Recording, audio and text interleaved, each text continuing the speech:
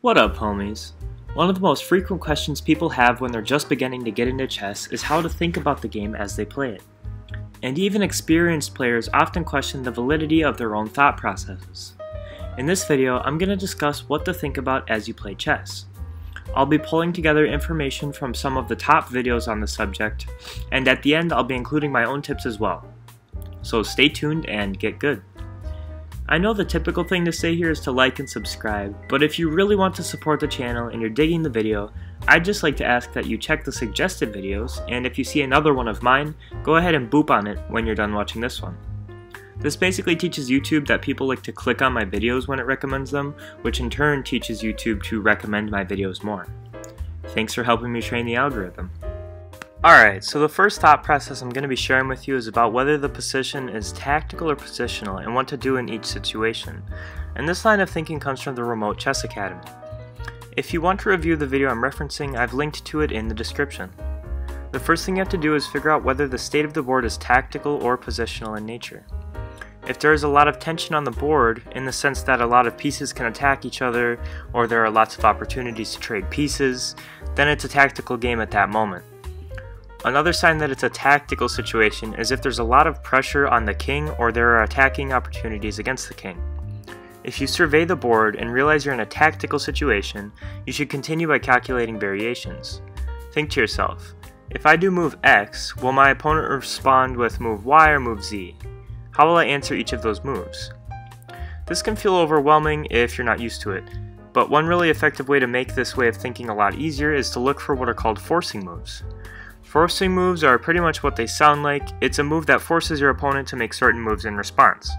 Because forcing moves greatly cut down the number of choices your opponent can make, it becomes a lot easier to calculate a sequence of moves in a combination. Rather than figuring out what you'll do for each of their moves, you already know what their moves will be, or at the very least, they will only have a couple of options. So let's take a minute to look at this position as an example of how we can use forcing moves to calculate into the future and spot a checkmate from 3 turns away. Of all the moves white can make, one of them puts the black king in check, and doing so forces black to get out of check somehow. Now there are only ever 3 ways to get out of check, and that's by moving the king to safety, blocking the check, or taking the attacking piece. With this in mind, checks are very forcing moves. So let's look at this position and figure out what options black has. One of the ways out of check is to move the king, but in this case the king has no safe squares to go to. We can see here that every single space around the king is being aimed at by a white piece already, so we can cross that choice off. The next possibility is to block the check. Black only has one way to block in this case, and it's moving this queen in front of the white queen. However, white can just take the queen like so and get checkmate, so that's off the table as well. Therefore, the only logical decision here is to take the queen with this pawn. Now it's up to white to find another forcing move, and feel free to pause here, but I only see one way for white to put black in check again, and that's going to be by moving this rook up here. Now we can go through the same 3 choices as before. This time there's no way to block the check because there aren't any spaces between the rook and the king, and there's no way to take the piece either. This rook is actually being protected by the bishop, which means the king can't take. Therefore, the only choice is to move the king. The king only has one safe square to move to, because just like earlier, a whole bunch of squares are already being aimed at, so black is forced to move there. White once again looks for forcing moves, and this time we can see a few with this rook move and these 2 knight moves. If we quickly investigate each of them, we can find that boom, this one is actually checkmate. There's no way to capture the knight, and there are no spaces for the king to flee to. If the position isn't very tactical, instead you should try to look for positional advantages. This sounds pretty abstract, but RCA points out that basically you just need to take your pieces and help them live their best lives by putting them in active squares. Start by figuring out which of your pieces aren't participating, and then figure out where you would want them to sit if you had the choice. This knight would be a real thorn in black's position if it was sitting right here. Look at how active it would be if it was sitting right in the middle of everything, pressuring all of these squares. Better yet, this file doesn't have a black pawn anymore, and this other side's black pawn is already past this square, which means the knight is safe from being kicked away by pawns. Now that we've identified this square for the knight, we just need to find a path for the knight to safely get there, and we're golden. The knight can follow this path, to settle into that square safely. RCA also points out this square as a good one for one of the rooks to be set into, and personally I would consider putting the other rook here because this file might be opened up later on with something like a pawn trade here. Another video that discusses thought processes chess players use is going to come from Gotham Chess, a pretty big YouTube channel in the chess scene. He's lots of fun to watch, and I've linked to the related video in the description, so check it out after this if you feel interested. In Gotham's video on thinking like a chess master, he plays a few games against viewers and chats about what he's thinking while he plays each move. And one theme that really comes through frequently is that he pushes this idea of being practical.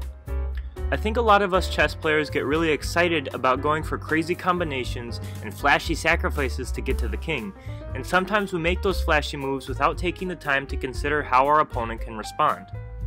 Is there a move they can make that totally defuses my surprise attack? If there is, did I overextend my pieces and mess up their positions? Or even worse, did I sacrifice them for nothing? To illustrate this, I'm going to show you a game I played where I made sacrifices for an attack on the king myself. Alright, so the fireworks started when my opponent attacked my rook like so. Already, we have an example of going for an attack that doesn't really accomplish much. All I had to do here was move my rook to the right and it would be fine. However, I saw a fun little combination where I could sack my rook to expose the king and grab the attacking bishop with my queen afterwards. I do so and everything goes according to plan. Later on in the game, I go for another wild sacrifice using this bishop to draw the king away from his bishop. This is so I can take with my knight, and he's forced to take with the pawn because the king is now out of reach. And this pawn being moved means my queen can slide into the back ranks DMs for a dangerous attack on the king. It takes me some finagling, but eventually I'm able to catch the king in a checkmate. Pretty cool, right? Wrong! I looked at this game afterwards using a computer engine and realized that my initial rook sacrifice only worked out because he didn't use the following moves to take this pawn and break into my king's safe space. That's already bad enough, but it gets worse.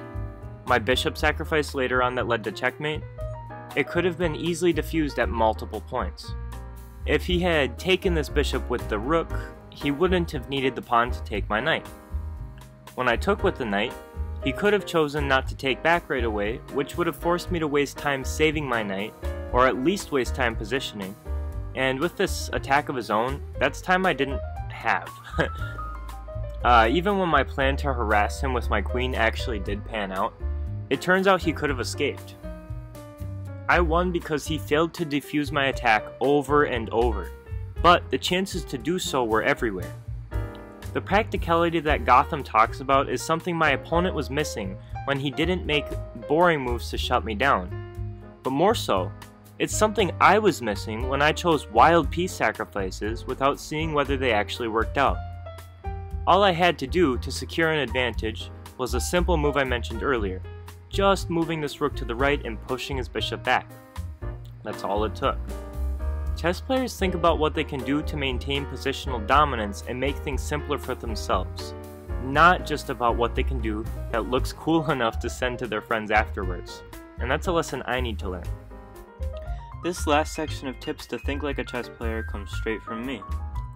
In a chess video I made a while back, I talked about how to make less blunders by asking yourself two pretty simple questions. One of these in particular is super helpful for training yourself to think like a chess player, and it's this. When your opponent makes a move, ask yourself why they did it. Don't just ask the question to move on, rather, take the time to actually find the answer. This is all about understanding the motive of each move your opponent makes, and it's one of the best tips I can possibly think of to give a person playing chess, beginner or grandmaster. Look at what the moved piece is attacking. Look at whether it uncovered any attacks. Flip the board and look at it from their perspective. Were they being aggressive or defensive? Did they spot a weakness in your pieces?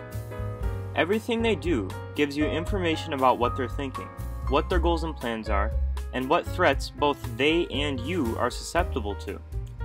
Asking yourself why your opponent did a given move doesn't take as much effort as it sounds like it would, and it doesn't take long to become second nature either. Most importantly, It teaches you how to see what a chess player sees. Alright everyone, thank you for stopping through. If this video made your brain feel bigger, please do me a favor and check out 1 or 2 of my other videos to see whether you like them too. Did you catch the pun? I've got a Discord server and a social streak, so feel free to come through and chat. We'll probably end up playing games together. Thanks for watching, and I'll see you next week.